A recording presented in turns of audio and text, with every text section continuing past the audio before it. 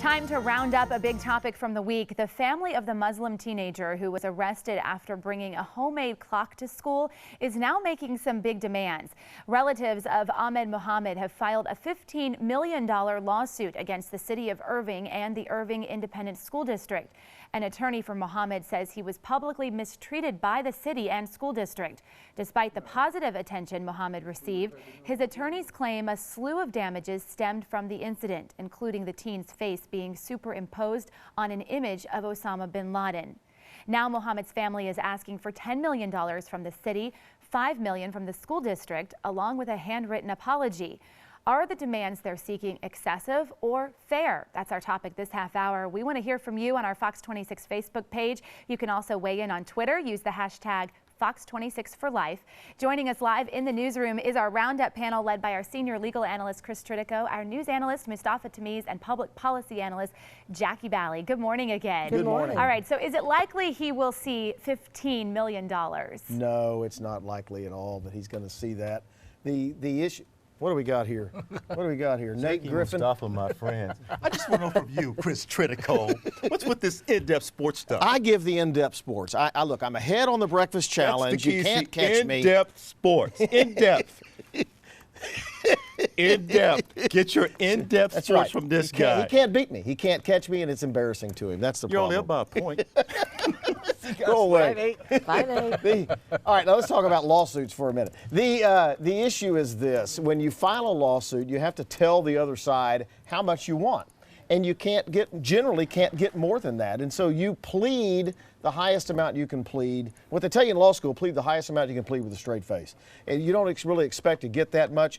This young man has a lawsuit that needs to be litigated. The question is what are the damages at the end of the day? I don't think they ever expect to get $15 million. If they do, great for them. But the issue is what is a jury likely to give on this? You know, Jackie, they have to put an amount in there. They put a high amount in there. I don't think they ever expect that. $15 million. How do you just come up with $15 million? So I believe the teacher and the administrators apologized to this young man. He was in the White House joking with the president about it. He seemed like he accepted their apology at that time. And then now, weeks later or months later, we now want $15 million. So if this is actually granted, how many other students are going to come to a district and say they want $15 million? For instance, a young lady in City ISD was told in her paper, she said, God is real. Her teacher told her you cannot say that and embarrassed her for believing in God. Is that woman now going to sue this she wasn't arrested, handcuffed, and taken to jail. She was still embarrassed, and in his specific letter he said he was embarrassed, he was publicly embarrassed, and that's why he wants an apology. She was embarrassed because she believes in God. Should he have the right to sue for a false arrest? Well, look, she might sue Jackie, so before you make a determination that she won't, you don't know that. It's a wasted opportunity. I mean, he got support from the President of the United States to Governor Abbott. And rather than going to a lawyer to sue, he should have gone to an entertainment lawyer and written a book. He probably made more money out of it. But it's a great American tradition, unfortunately, of filing a lawsuit. Quit making fun of my profession for crying out loud. You got the wrong lawyer. He should have gotten you. You would probably have sent an entertainment deal.